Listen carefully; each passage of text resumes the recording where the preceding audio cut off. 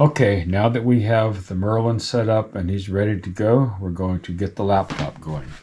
First off, we need to take the laptop, plug it in. Plug the power cord into here, and of course plug the other end of it into your power strip. Take your mouse, plug it in here, and we also provide you a scanner. So we need you to plug that in too. Take this end, plug it in like so.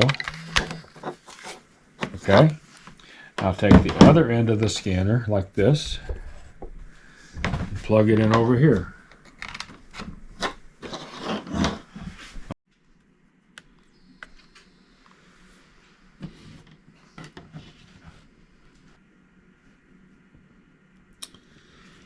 Okay, it's time to get the laptops up and running.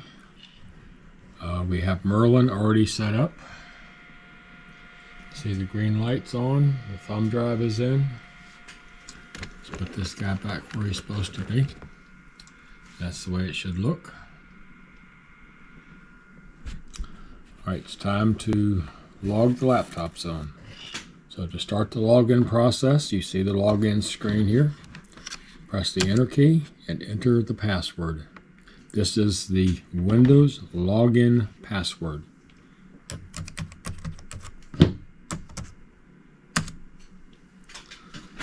Number 1. Alright, let's do number 2. Same procedure. Press the enter key. Enter the Windows login password.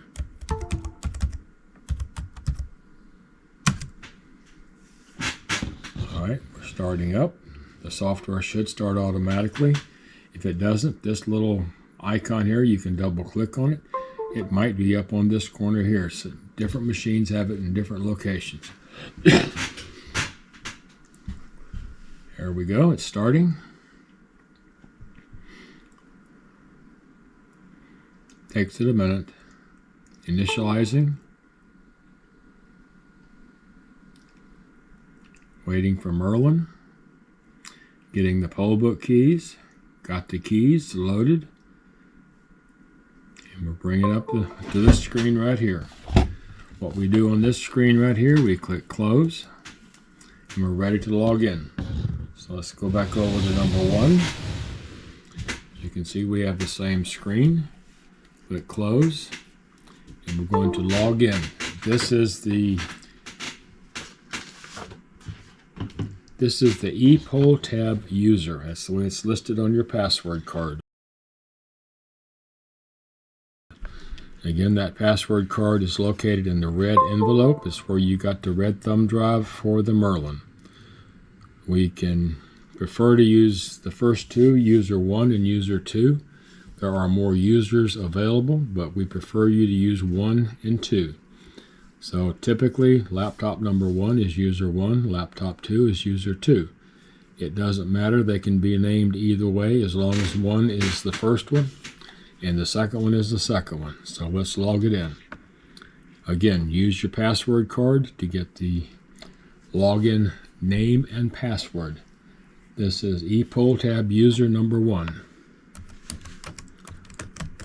I'm going to call this one A.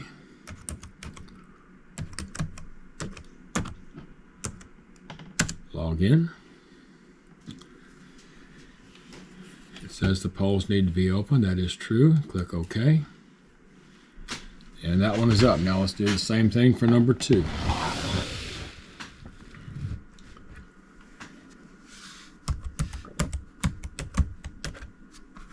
This will be user 2 or B. Log in. Again, just click OK. The software is up and running. Before you can check any voters in, you must open the polls. Because if you don't open the polls and you do this, if I can spell right here. So we have a whole bunch of users. If the polls are not open, this is what's going to happen. You click on the person, it brings them up, and you'll notice down here in this left corner, there's not a button or an icon that says check the voter in. It just says ready to check in. Because if you look over here, it says the polls are closed. So you must open the polls before you can check voters in. So go down here to this button right here. It's called the main menu tab or the hamburger button, whichever you prefer to call it, either one. Click on it. Do this only on one laptop only. It doesn't matter. You can do one or two. It does not matter. But you only do this on one. So click Open the Polls. It brings up a little status menu.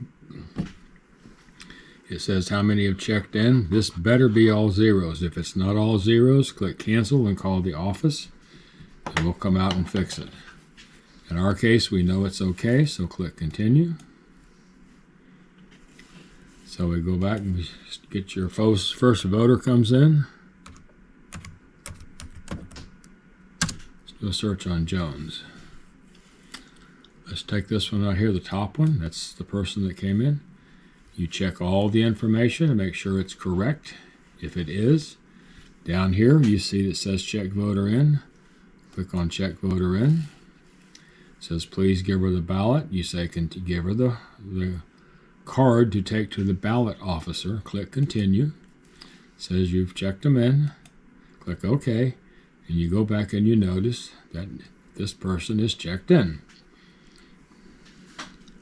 So let's go over to number 2. Let's do a search on Jones. And you'll notice the first one is already checked in, which means that both the laptops have synced and they're working together. Let's go back over here to number 1. The next person that shows up is going to give you their ID card, and you have a scanner. And he or she is giving you their driver's license. It looks like so. And what you need to do is you need to scan the number on the back of the license with your password card. Scan it. There we go. You'll notice that this is mine, and you'll notice it showed up in red with a stop sign with an exclamation on it. So click on it, and it tells me down here in this corner right here, it says the voter is in the wrong precinct. It says I should be in 504 Vaucluse Springs. So what you need to do is get that little card that shows all the different voting places and give it to me, circle my place where I'm supposed to vote, and tell me to go over there. Do not try to tell me directions on how to get there, no matter how hard I plead to get it. And then you can return back to search, and it takes you back to the last thing you searched on. So let's just do some other searches here. Let's do this. We got some funny error codes up here. We got here Mark Jackson. Let's see what he has to say. Click on him. And he says it requires the chief's attention. Down here on the bottom left, the voter is inactive. So what you end up doing is you call the chief. He or she will take the voter, and they will fill out the proper paperwork because the voter is marked as inactive. Once they get that status fixed, the chief fills out the necessary paperwork. You go back and you can click override. Override requires the chief. Only the chief can override this action. So call the chief back over. He or she will have to key in their user ID and password. Again, this is on the password card that's in your red envelope.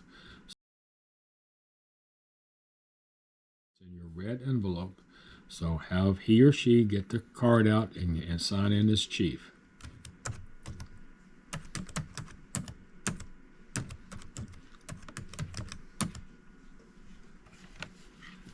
Once they fill it in, click submit. It says please give them the ballot. You can say continue and do OK. And it takes us back to here. There's another voter out here. He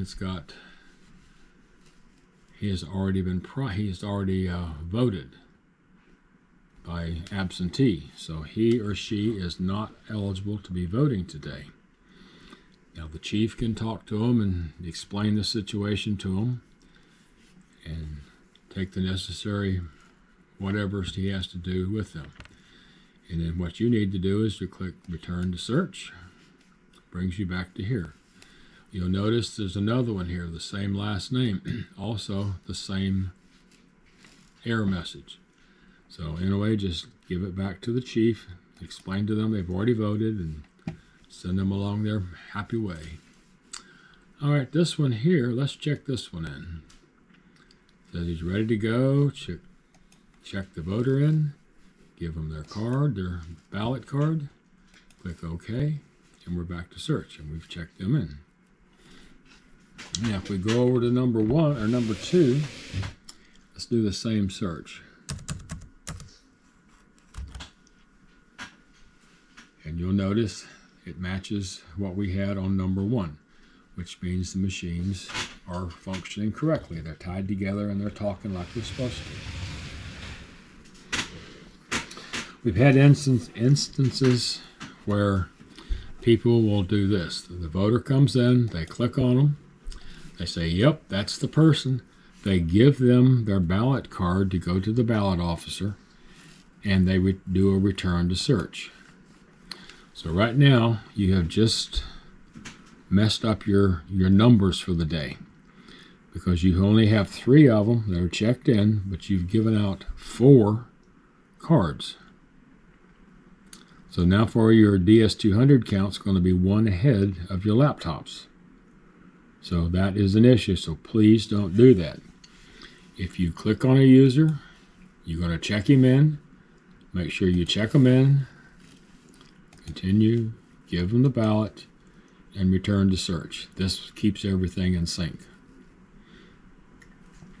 Okay, you continue just doing what I just showed you throughout for the rest of the day.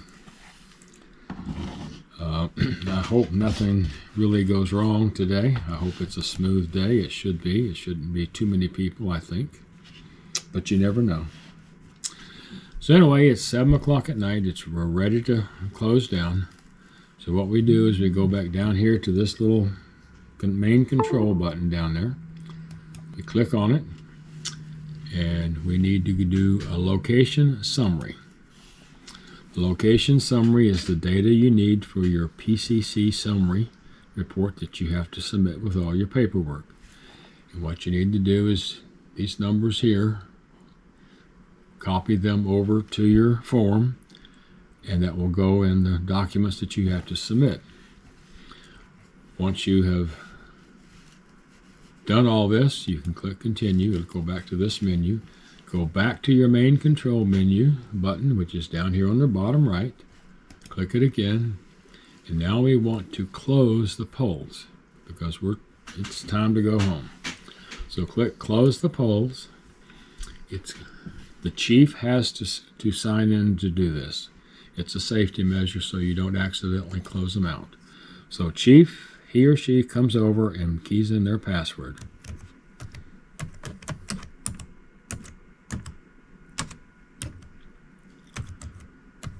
Everything in, click submit.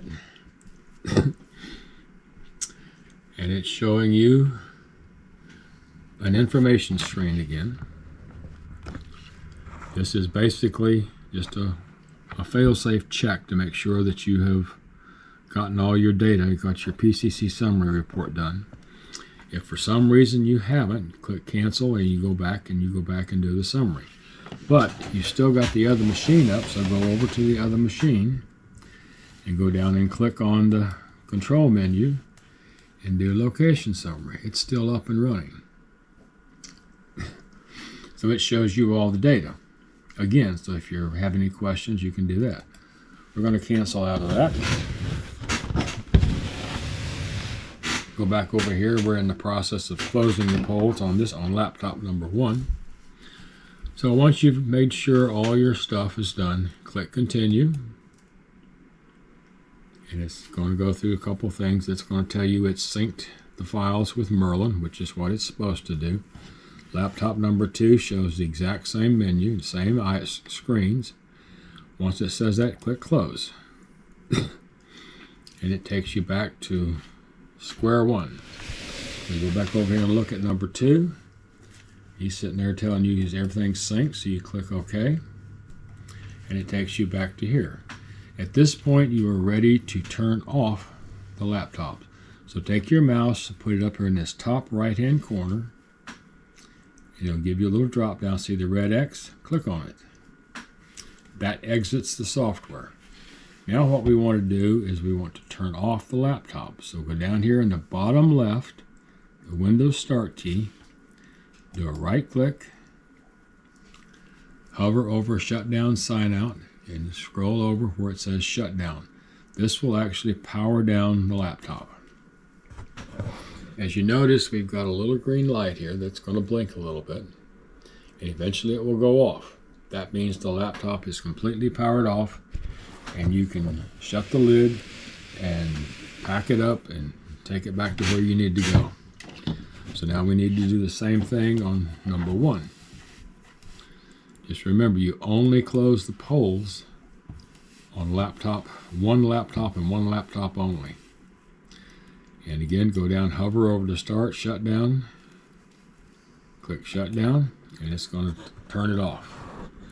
Again, watch that little green light. It'll blink.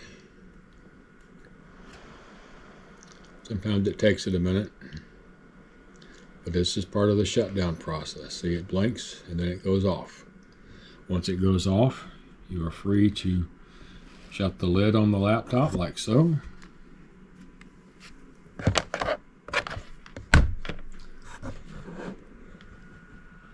And at this point, you can disconnect all the peripherals and put it back in the bags it came with and pack it up and bring it back to the office and head on home and get a good night's sleep.